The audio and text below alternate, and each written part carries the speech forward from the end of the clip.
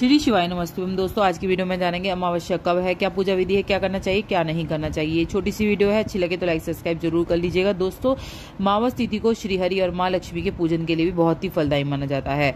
शास्त्रों में बताया गया है अमावस के दिन कुछ कार्य वर्जित भी होते हैं। मान्यता है कि इन कार्यों को करने से जातक को जीवन में कई प्रकार की समस्याओं का सामना करता है और पितृ नाराज भी हो सकते हैं। बहुत ज्यादा पितरों को मनाने के लिए बहुत बड़ी अमावस का दिन माना गया है। इस दिन अमावस के दिन जो होते हैं हमारे पितृ इस धरती पर आते हैं और जो कोई भी तृप्त नहीं करता है, उन्हें संतुष्ट नहीं करता है, उनका पूजन नहीं करता है, तो उसके घर में जो खुशहाली होती है वो कभी नहीं रहती है। तो अमावस के दिन पितरों की पूजा जरूर करनी चाहिए। अमावस के दिन शराब मांस का सेवन नहीं करना चाहिए। किसी के प्रति मन में गलत विचार भी नहीं लाने चाहिए। इस दिन झाड़ू भी नहीं खरीदनी चाहिए।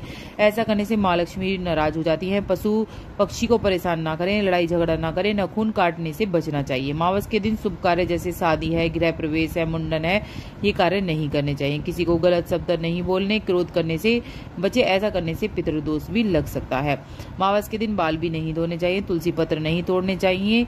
चतुर्दशी और अमावस के दिन अपने पितरों को खुश करने के लिए ओम पितृदेवो ओम पितृभ्य नमः का जाप करते हुए तिलयुक्त जल अर्पित उन्हें करना चाहिए।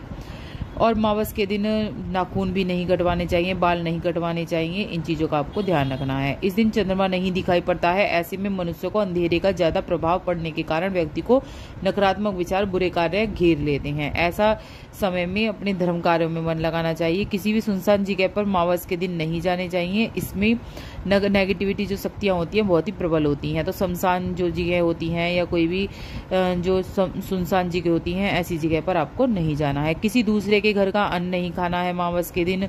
इससे जो संचित पुण्य होते हैं आपके वो क्षय हो जाते हैं। तो इस चीज का ध्यान रखना है। बाल नहीं धोने हैं, और धोने भी नहीं है, तेल भी नहीं लगवाना है, कटवाने भी नहीं है। अमावस के दिन बाधाएं आती हैं, परेशानियां आपका घर कर लेती हैं। इन चीज़ों का ध्यान करना है। और जैसे मैंने बताया तुलसी पत्र भी नहीं तोड़े जाते हैं। अमावस के दिन पितरों की आत्मा की शांति के लिए आप पूजा पाठ कर सकते हैं। अमावस के दिन कुत्ता, गाय को कष्ट नहीं देना चाहिए। जीवों को पितरों का अंश मानकर खिलाया जाता है, तो इन्हें नुकसान न पहुंचाएं। अमावस के दिन पितृपिंडदान, तर्पण, दान, पुण्य, श्राद्ध का इंतजार करते हैं। इसलिए इस दिन ये सब काम करना नहीं चाहिए कि जैसे कि तुमने कोई गलत कार्य करा है, इन कार्य बचना चाहिए। तो अमावस के दिन जो दोस्तों पूजा पाठ का शुभ फल मिले, इसके लिए ब्रह्मचर्य का पालन जरूर करना है आपको। तामसिक चीजें, लहसुन प्याज वगैरह भी आपको नहीं खानी है। साफ सफाई का ध्यान करना है। इस दिन घर में गंदगी नहीं होनी चाहिए। पूजा का जब भी आपको फल मिलेगा। गंगा जल का छिड़काव इस दिन जरूर कर लें। पितृदोष अगर आपको लग रहा है कि है कुछ हमारे घर में, तो चिड़िया या कुत्ते या कौवे या गाय, इनको अगर रोटी देते हैं तो जो पितृदोष होता है वो अपने आप ही समाप्त होने लगता है। पीपल बरगद के पेड़ पर जल भी चढ़ाएं। इससे पितरों जो होते हैं उनका आशीर्वाद मिलता है। जो भी अन्न बाधाएं हो रही हैं, संतान में संतान उत्पन्न नहीं हो रही है या शादी नहीं हो रही है घर में, तो ये सब पितृदोष से हो सकता है। या काम नहीं चल रहा है आपका, तो ये सब जो होता है पितृदोष की वजह से हो सकता है। तो इन अपने जो पितृदोष हैं इस तरह से आप शांत कर सकते हैं, जैसे जैसे मैंने ये छोटे छोटे उपाय बताए हैं।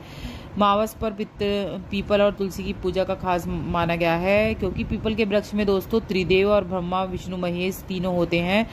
तो अमावस के दिन पीपल के पेड़ में दूध चढ़ाएं, 7 परिक्रमा जरूर करें। इससे आपको बहुत ज्यादा लाभ देखने को मिलेगा। जितनी भी परेशानी आ रही है वो सारी आपकी खत्म हो जाएंगी। अमावस के दिन गंगा जल डालकर कम से कम स्नान जरूर करें। इससे दोषों से मुक्ति मिलती है और जो भी आपकी परेशानियां हैं वो सारी दूर हो जाती हैं। भोलेनाथ की पूजा जरूर करें। अगर कोई भी दोष है, चंद्र दोष है या फिर आपके ग्रह दोष हैं, वो सब शांत होंगे।